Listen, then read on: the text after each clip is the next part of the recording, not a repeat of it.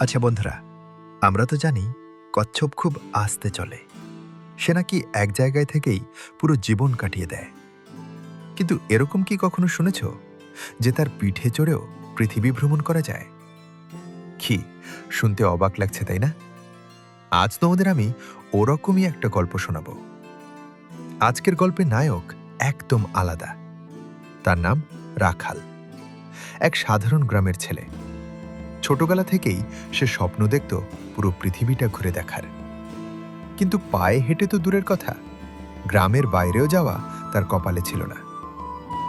একদিন বিকেলে নদীর ধারে একা বসে রাখাল আকাশের দিকে তাকিয়ে বলছিল, যদি কেউ আমাকে পৃথিবী ঘুরিয়ে দেখাতো তাহলে আমি তার ভিডিওতে লাইক এবং পেজে সাবস্ক্রাইব করতাম। ঠিক তখনই পানি থেকে মাথা তুলল এক বিশাল পুরনো কচ্ছপ।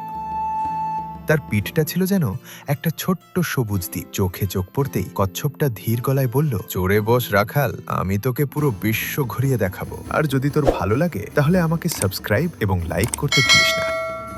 রাখাল প্রথমে ভয় পেয়ে গিয়েছিল, কিন্তু কচ্ছপের চোখে এমন শান্তি ছিল যে সে আর না বলতে পারল না। সে কচ্ছপের পিঠে চড়ে বসতেই চারপাশটা ঘুরে গেল। নদী ছেড়ে তারা চলে গেল সমুদ্রে। ঢেউয়ের মাথায় চড়ে তারা দেখল দূরের দ্বীপ, রঙিন মাছের ঝাঁক আর সূর্যাস্তের লাল আকাশ। পরের দিন তারা পাহাড়ের দেশে। উঁচু উঁচু চূড়ায় বরফ জমে আছে আর হাওয়ায় শীতের কাঁপুনি।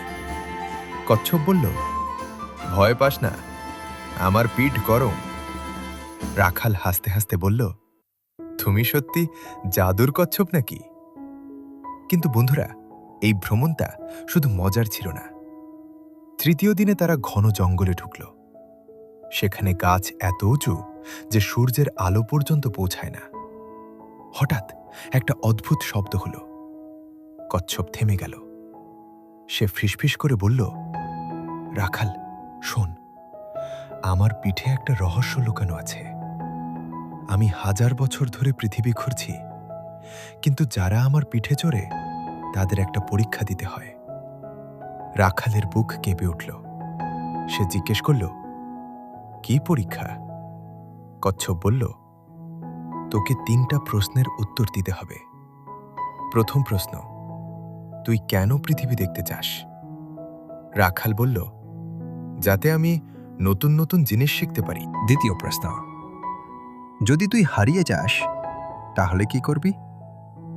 রাখাল একটু ভেবে বলল, আমি ভয় পাব না, ফিরে আসার রাস্তা খুঁজব।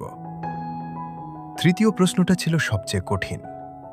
কচ্ছপ গম্ভীর গলায় বলল, যদি আমি তোকে আর বাড়ি ফিরতে না দিই তাহলে কি করবি? রাখাল চুপ করে রইল। তারপর ধীরে ধীরে বলল, তাহলে আমি তোমার সাথেই থেকে যাব, কারণ তুমি আমার বন্ধু, আর বন্ধুর সাথে সারা পৃথিবী ঘুরে বেড়ানো তো একটা সুন্দর জীবন। কচ্ছপ অনেকক্ষণ চুপ করে রইল। তারপর হঠাৎ তার পিঠটা উজ্জ্বল হয়ে উঠল। সে হাসল, বলল, তুই পাশ করেছিস রাখাল। অনেকে শুধু দেখতে চায়, কিন্তু তুই শিখতে চেয়েছিস আর বন্ধুত্ব বুঝেছিস। চল, তোকে আরো অনেক জায়গায় নিয়ে যাই। আর হ্যাঁ, এই ফাঁকে আমাকে সাবস্ক্রাইবটা করে ফেল। তারপর থেকে তারা অনেক দেশ ঘুরল। মরুভূমির সোনালি বালি, উত্তরের আলোর খেলা আর দূরের ছোট ছোট গ্রাম।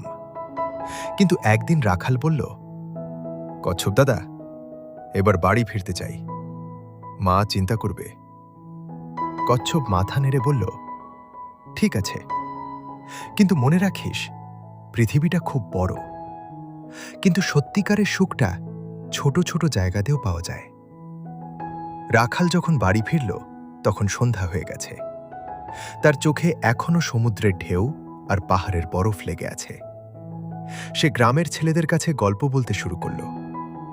কেউ বিশ্বাস করল না, কিন্তু রাখাল জানত সব সত্যি। আর আজও পূর্ণিমার রাতে নদীর ধারে গেলে কেউ কেউ নাকি দেখতে পায় একটা বিশাল কচ্ছপ ধীরে ধীরে পানিতে ভেসে বেড়ায়, যেন কাউকে নতুন করে ডাকছে। বন্ধুরা, গল্পটা কেমন লাগলো? রাখালের মতো তুমিও কি কোনোদিন স্বপ্ন দেখো সারা পৃথিবী ঘুরে বেড়ানোর? নাকি তোমার কোনো বিশেষ জায়গা আছে যেখানে যেতে চাও? কমেন্টে জানিও। আর যদি এই গল্পের পরের অংশ চাও, কচ্ছপের পিঠে রাখালের দ্বিতীয় ভ্রমণ, তাহলে লিখে দাও। ভালো থেকো, স্বপ্ন দেখতে থেকো। টাটা।